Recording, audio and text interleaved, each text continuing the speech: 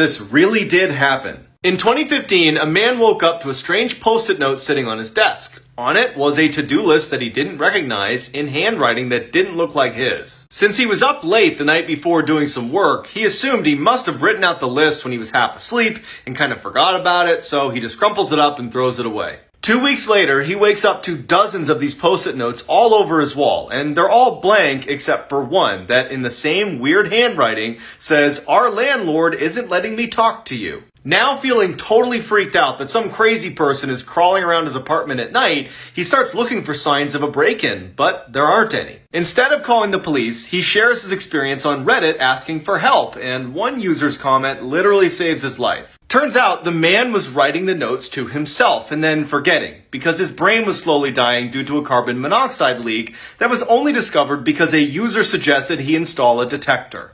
This is why you should never answer a call from your own number. Tim was woken up by his phone constantly ringing, but he ignored it and went back to sleep. That day he went to work, pulled out his phone, and saw that he had a missed call from his own number. He thought this must be a coincidence. He went to hang out with his friend and another call came. This time he picked up and heard his own voice repeating whatever he'd say back to him, until he was about to hang up. The voice said, "You're going downhill." He felt very uneasy but tried to let it go. The next morning at work, his number called again, but this time he felt terrified. So he made up an excuse and drove home as fast as he could. He knew deep inside some kind of a confrontation was coming. As soon as he got home, he saw his car pull into the driveway, and he saw himself get out of the car with a terrifying smile on his face. His doppelganger had stalked him and found him. Tim barricaded himself in his bedroom, but his doppelganger was banging on the door. He knew he was almost out of time. That's when he had one last idea. He pulled out his phone and called himself, and he heard his own voice reply, "How are you calling me from this number? Who are you?"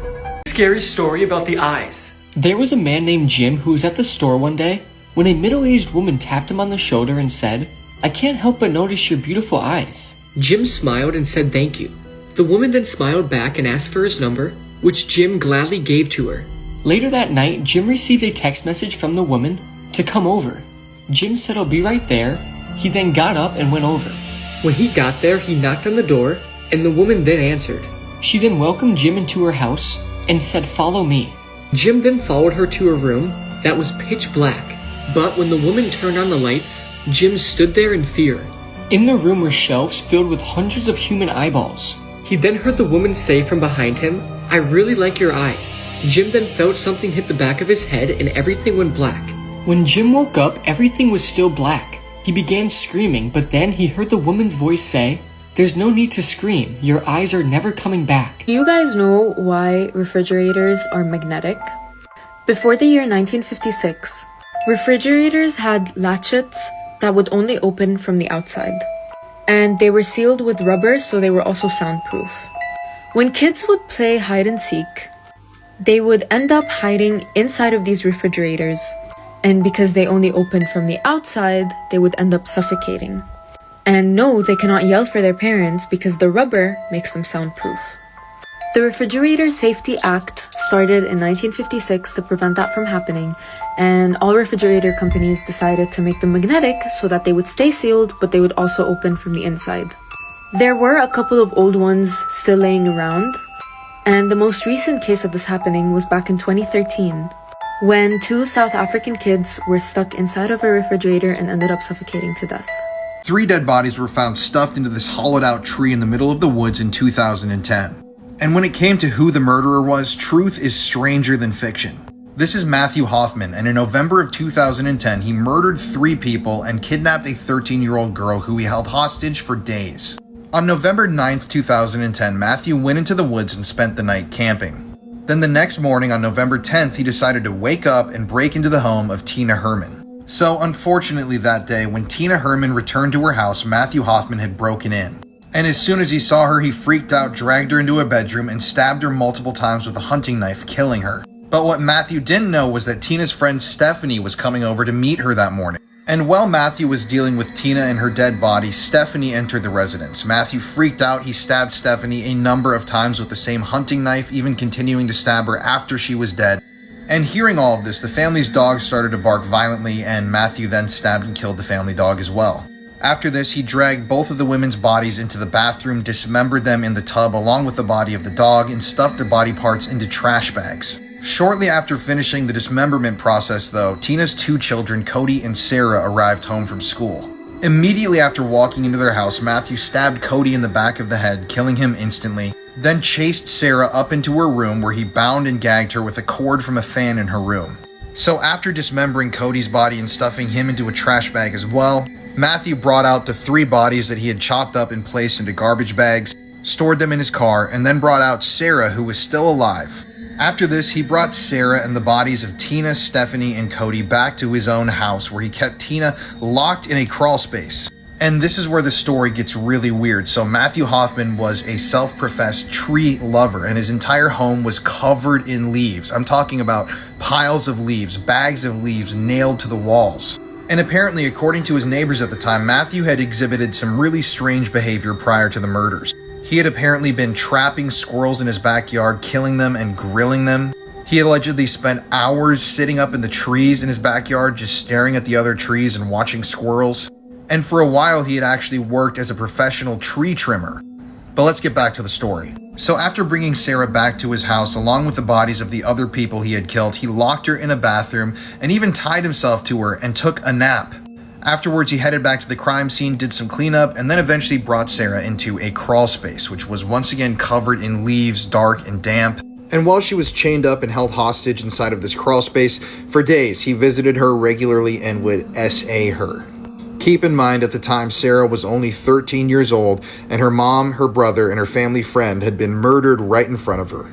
Finally, though, a few days later, Matthew was arrested after police found him parked in his own car right next to the abandoned car of one of his victims. Tina, Coda, Sarah, and Stephanie had been missing for days now, so the police obviously went and searched Matthew's house, and that's when they made the gruesome discovery of Sarah chained up in the crawl space. This is an actual photo that the police released eventually of Sarah exactly as they found her. They actually had to take these photos for evidence before they released her, and they obviously immediately arrested Matthew. So for a while after his arrest, Matthew would not release the location of the bodies to the police. They were desperately trying to find the bodies of those people that he had killed, but he wouldn't tell them anything. That is, until they took the death penalty off the table, and that's when he revealed that he had stuffed the 3 corpses into a hollowed out tree in the middle of the woods.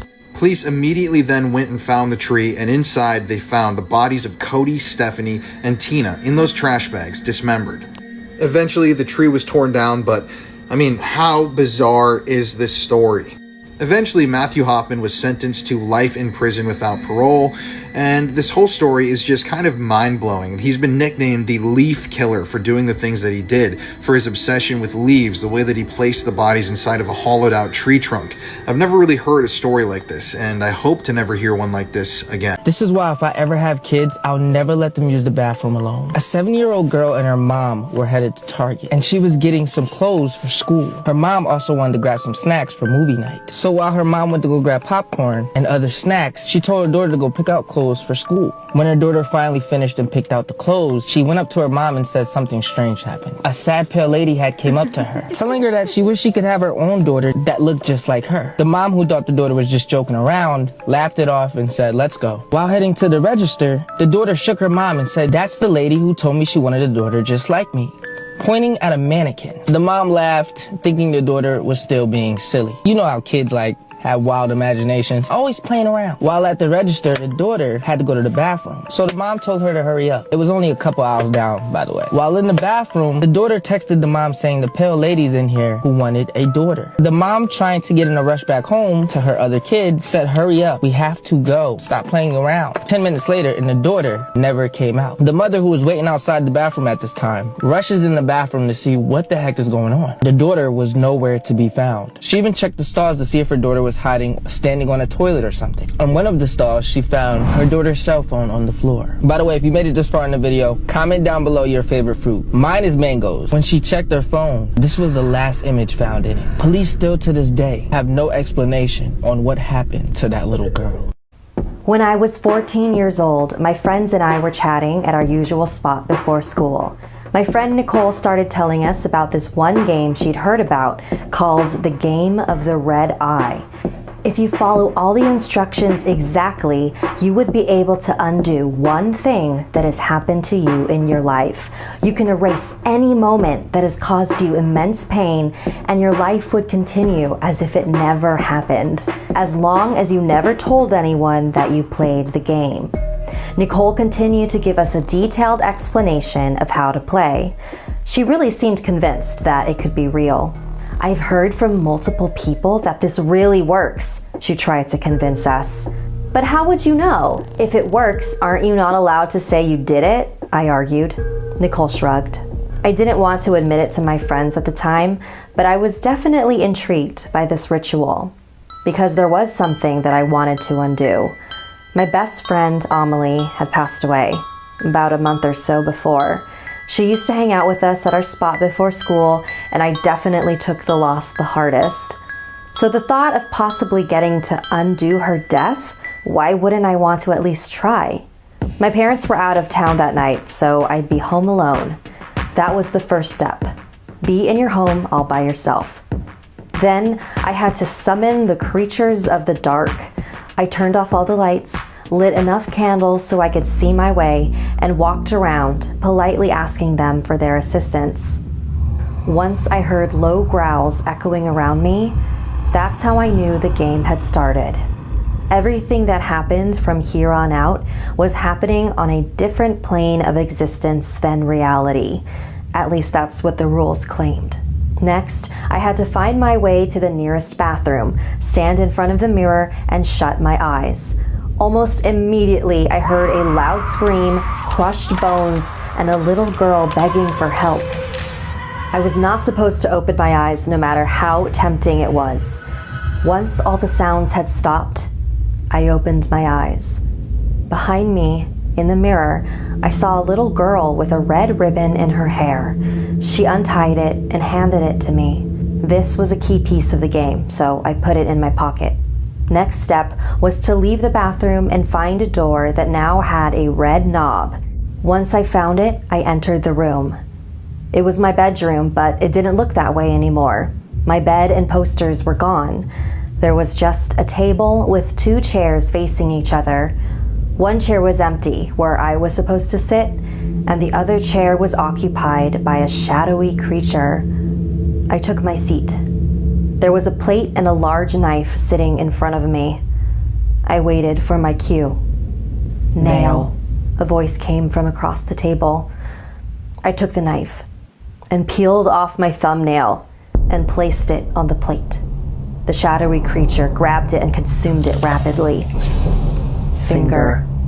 I continued to offer it the parts of me that it requested and watched it scarf them down. Ear.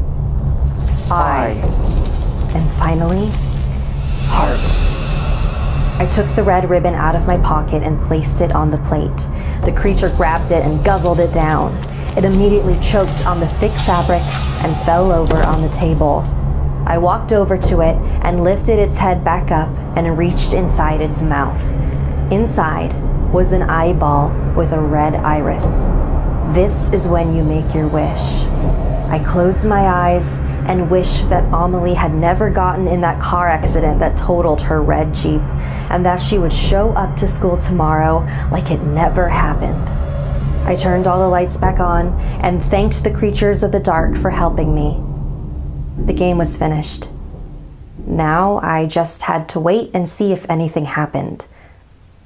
The next day at school, I saw my friends in our usual hangout spot. My heart was racing as I walked towards them. I was trying not to get my hopes too high, but I just really missed 𝐬𝐚𝐬. The bell rang and we had to head to class. "Everything okay, Lilith?" Nicole asked. "You've been really quiet all morning." "I'm fine," I mumbled.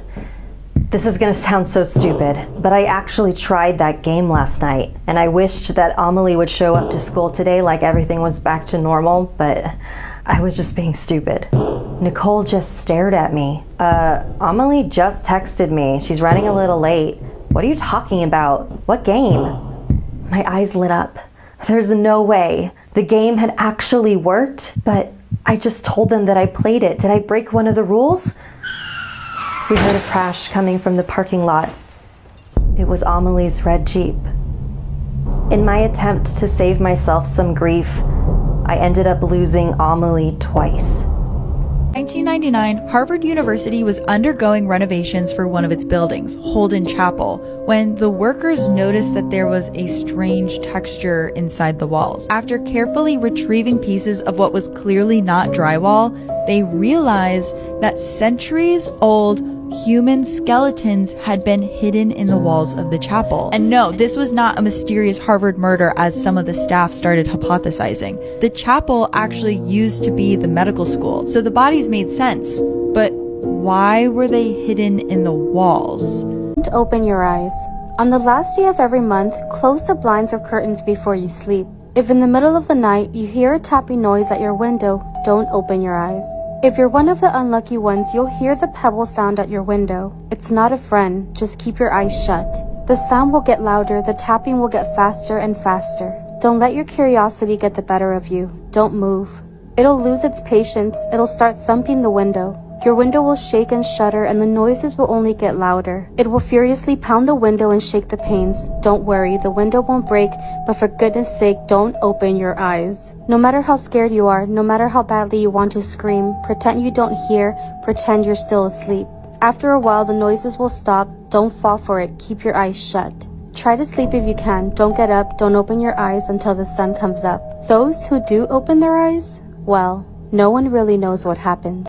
She finds in the kitchen that's really scary. In the early 90s, a young girl was sleeping in her mom's bed when she suddenly woke up for no reason. She looked at her door and she saw her very affectionate cat kind of meowing down the hall as if someone was coming up to pet it, but she was next to her mom and they were the only ones in the house. The girl shakes her mom awake and points to the cat just as a man is walking past the door and disappears into the room across the hall. Before the man could come back out and find them, they both jump out the window, run across the street, and call the police. When the police arrive, the guy is nowhere to be found, but they do discover that the front door was unlocked, so that had to be the way he got in and out. But the mother swears up and down that she locked that door before she went to bed. A week later, the mother's cleaning their kitchen and she opens up the water heater closet where she finds this notebook that inside is their names and pictures of them in it, along with a pair of surgical gloves. Which means someone had snuck in at some point, was living in that closet spying on them, and then walking around their house at night. This is why you should never go to sleep early. Once there was a girl named Rebecca who shared a bedroom with her sister. But one night something terrifying happened. Something no one can explain. Her sister would always go to sleep early because of work, but one night Rebecca felt exhausted from school, so she decided to sleep early too. She could have never expected the horrifying things this would lead to. When she opened her bedroom door, the lights were already off and her sister was in bed. She asked, "Are you asleep already? I still have to shower." Her sister replied, "Lie down. It's too late, shower in the morning." Rebecca said, "No, but her sister interrupted her. "I said lie down."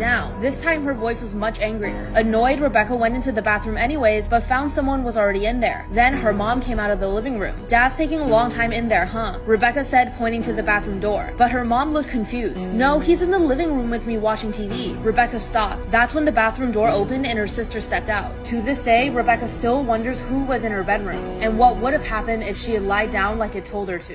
Can you solve this mystery? This is the story of a family that witnessed a horrible accident, but things are not as they seem. And all the clues to what really happened are hidden in what I'm about to say. So this family was taking the bus across the country to visit some relatives, but halfway through the trip, the two kids started complaining to their parents that they were hungry. The parents then requested the bus to pull over near a roadside diner and got off the bus one by one. But inside the diner, they saw something that terrified them. On the TV, they saw a news report of an accident nearby. A bus had been crushed by falling rocks and everyone on board had passed away. This was the same bus that they were just on. The wife then said, "I wish we had never gotten off that bus." The husband looked shocked. "How could you say that?" But then he thought about it for a second and said, "Oh, I see, you're right. We shouldn't have gotten off that bus." Why did they say this? Can you solve this mystery? I'm going to be telling you the story of a haunted house, better known today as the Saly house.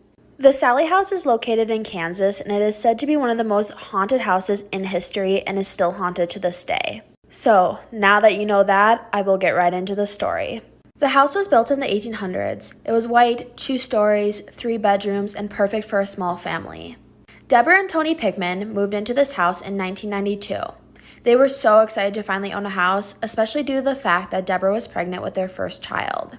Right as they moved in, they quickly made one of the upstairs bedrooms into a nursery. They noticed right away that lights would flicker, the phone would ring and no one would be there, timers would go off. But once their son was born, way more things started to happen. They came home one night and went upstairs to put their son to bed. When they walked into the room, they see that all of his stuffed animals have been placed in a circle, facing each other. Every single stuffed animal's hands were touching. Stay tuned for part 2.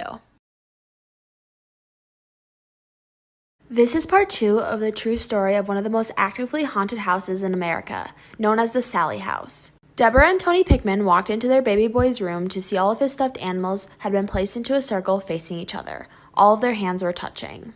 Deborah was just convinced that someone was messing with them.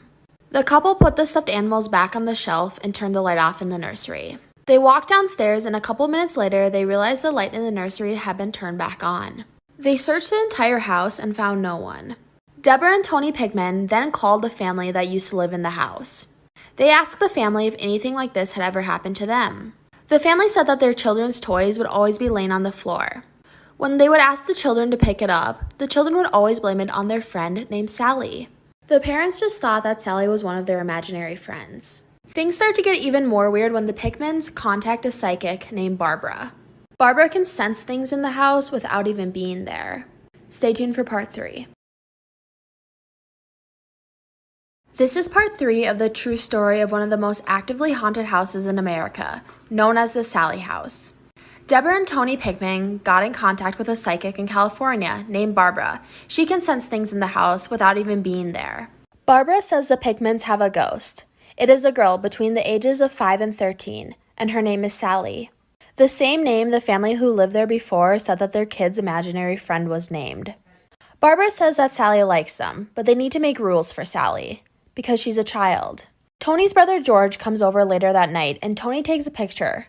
Right as he took the picture, the bear in the corner of the room turns around. George got super freaked out, so he tried to move, but he was stuck. A presence was holding him back from moving. They were so freaked out that they grabbed Deborah and the baby and tried to leave the house. As Tony was almost in the car, something stings his back so hard that he let out a painful cry. Tony checks his back, and there were 3 long bloody scratch marks. Stay tuned for part 4.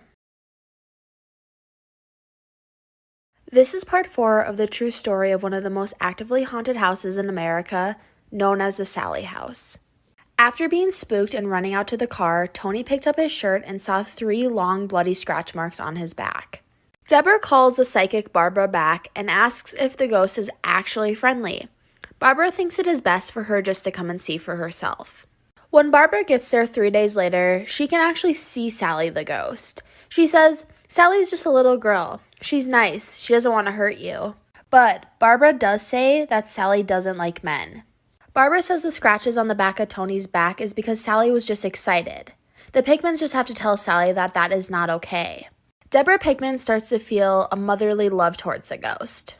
Deborah talks to the ghost Saly. She buys toys for her. She even plays with her. One day, Deborah decided to buy Saly a doll. She gift wrapped it and put it in the nursery. Stay tuned for part 5. This is part 5 of the true story of one of the most actively haunted houses in America, known as the Saly house. Deborah Pickman started to feel a motherly love towards Saly the ghost. She bought her a doll, she gift wrapped it, and put it in the corner of the nursery. A couple days later, she sees the doll she bought for Saly laying in the center of the baby's crib.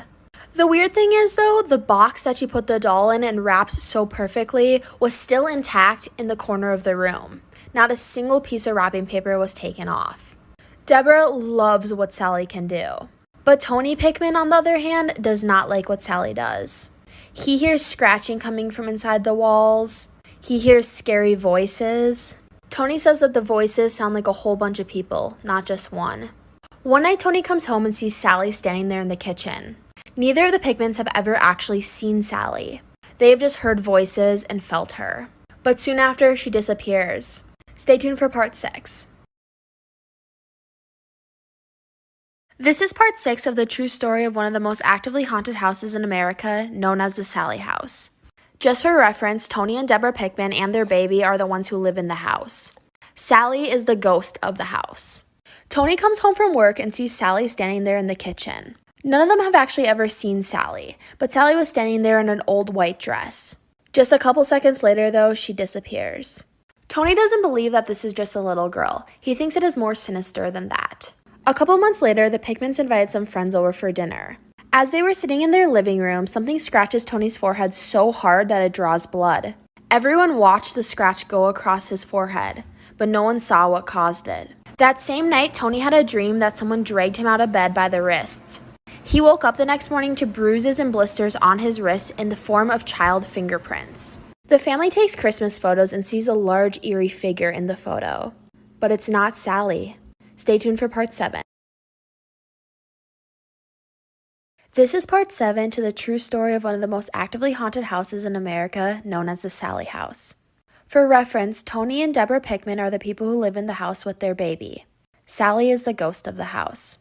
The Pickmans take their Christmas photos, and there's a large, eerie figure in one of the photos. But it's not Saly. They send it to a psychic, and the psychic says the person in the photo is an old woman. Tony was taking a nap one day when dust particles started to come together and form the shape of an old lady. The door slammed shut and everything in the room started to shake. It looked like the woman was about to strangle him. He crawls out of the bed towards the door, but the door won't open.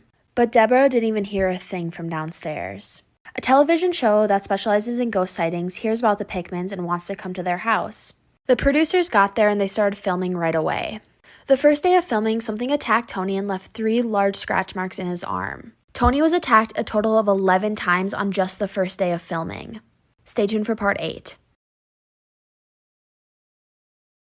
This is part 8 of the true story of one of the most actively haunted houses in America, known as the Saly house. For reference, Tony and Deborah Pickman and their baby live in the house. Saly is the ghost of the house. After the producers of the show left, the Pickmans felt hopeless. They felt like nothing else was going to work. They finally get in contact with a medium who said that they would come and cleanse the house. The medium said that there was a little girl named Saly in the house, an old angry woman, and an old man. The medium asked the Pickmans if they wanted any of the ghosts to stay before she cleansed it. Deborah wanted Saly to stay, but the cleansing of the house didn't work. It honestly just made the spirits more angry. Tony kept hearing voices that told him to kill his wife, the baby, set the house on fire, things like that. The voices finally convinced Tony to kill a cat, but Tony doesn't even remember killing the cat. The Pickmans finally moved out 2 weeks later. Today, Atchison, Kansas rents out the house for tours. Thank you for listening.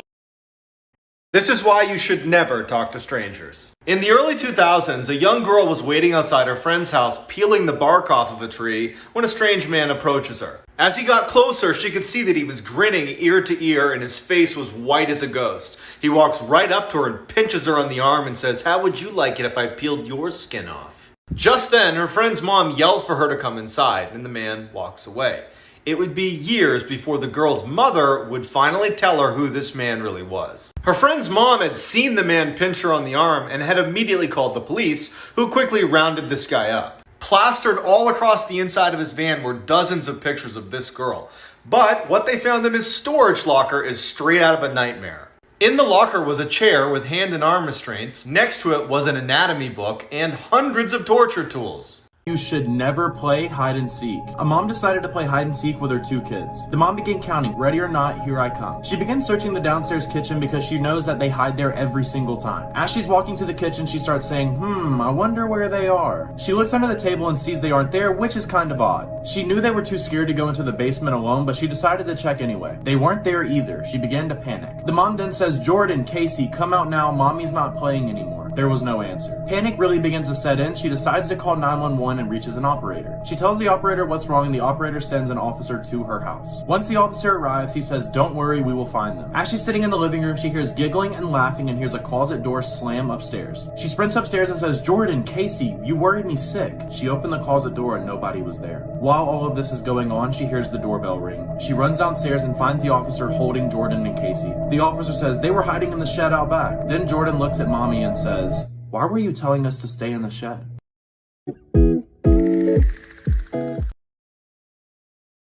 I'm going to be telling you the scary story of the exorcism of Roland Doe.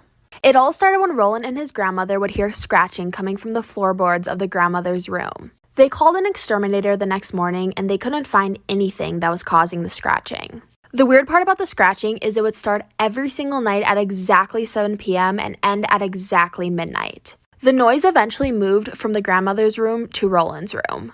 Roland started to hear someone every single night walk from one side of his bedroom to the next. Roland's mom was convinced that this might be their Aunt Helen. Helen had recently passed away and was really close to Roland. It made perfect sense if she was the spirit of the house. Later we would learn that Roland would always use an Ouija board in order to get in contact with his Aunt Helen. One night Roland's mom asked the spirit that was walking back and forth in Roland's room if it was Helen. She told the spirit to knock 3 times if it was Helen. 3 massive gusts of wind went over them and knocked 3 times behind their heads. Stay tuned for part 2. This is part 2 of the exorcism of Roland Doe.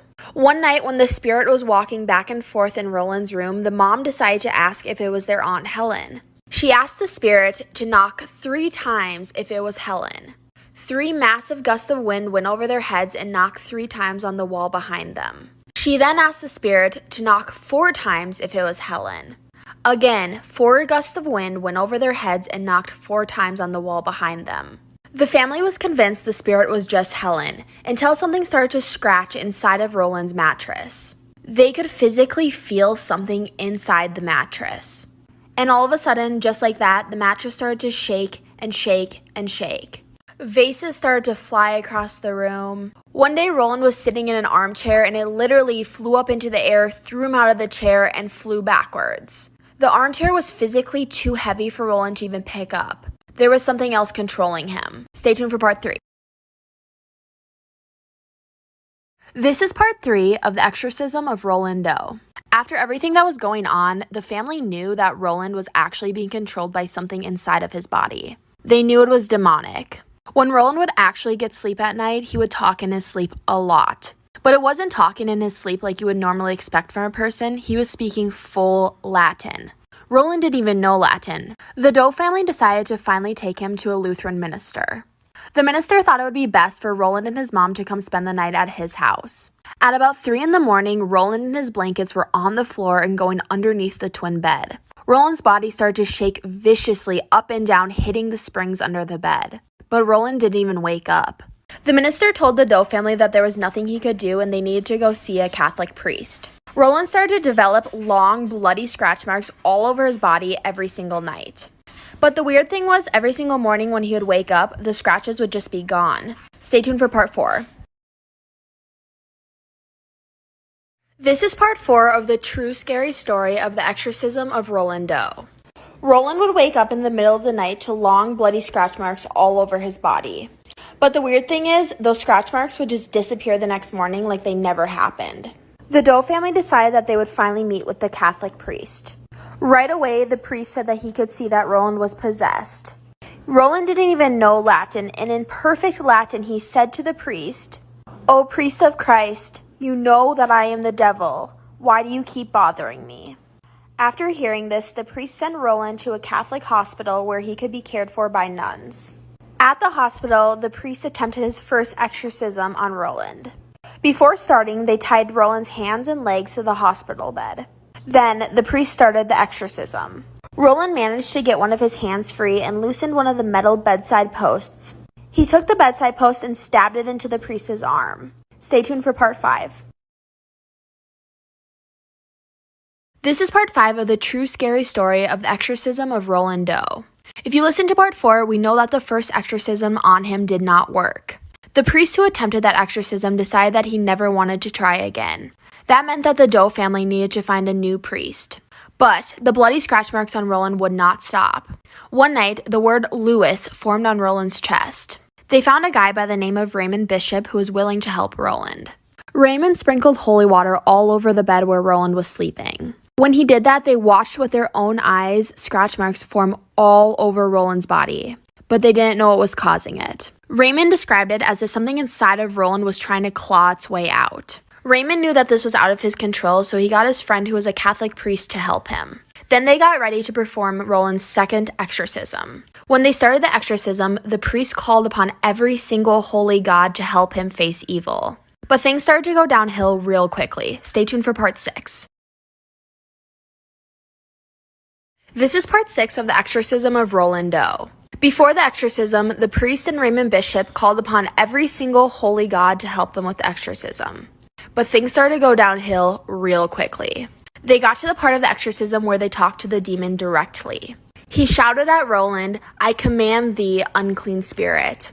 Roland started screaming in pain, and you could see the scratch marks appearing all over his body. Every single time the priest would say God or Lord, new bloody scratch marks would appear on Roland. The priest asked the demon its name and when it would leave Roland's body. When the priest said that, the word hell appeared on Roland's chest in blood. Then, the Roman numeral 10 appeared on Roland's leg. That rose a lot of questions. Did that mean he would leave in 10 hours, 10 days, 10 weeks, 10 years? The priest got to his last prayer of the exorcism. He said, "I cast you out."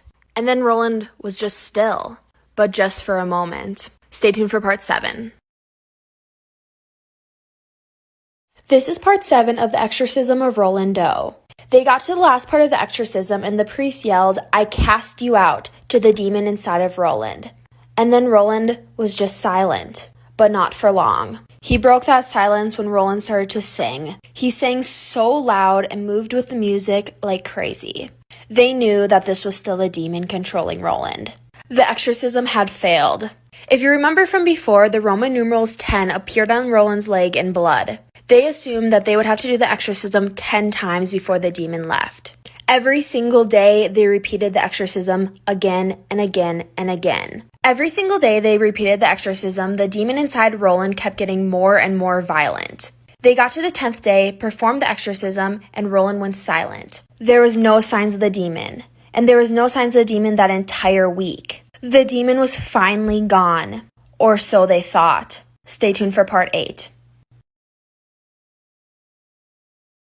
This is the last part of the exorcism of Roland Doe. They believed the exorcism had worked because there was no signs of the demon. But one day, Roland didn't feel good and told his family to come up to the room with him. His eyes snapped shut and he was in a trance. The demon spoke through Roland and said, "I will stay 10 days, but return in 4 days. If you stay and become a Catholic, I will stay away. If you do not believe me, then Roland will suffer forever." The priest believed that if Roland was baptized in a Catholic church, then the exorcism would work. On the way to the church, the demon spoke through Roland and said, "So, you are going to baptize me and you think that will drive me out with Holy Communion?" And then proceeded to drive the family off the road. It took 4 times to baptize Roland. Once they went on to his first communion, it took them 5 tries for him to swallow anything. Then, the Roman numerals 18 appeared on Roland's thigh. On the 18th night of the exorcism, they decided to perform it in a different way. Maybe this would help. At the end of the exorcism, Roland, in his own voice, said, "He's gone." He was free. I am going to be telling you a scary childhood story. When I was 2 years old, my mom passed away. My dad wasn't in the picture, so I went to go live with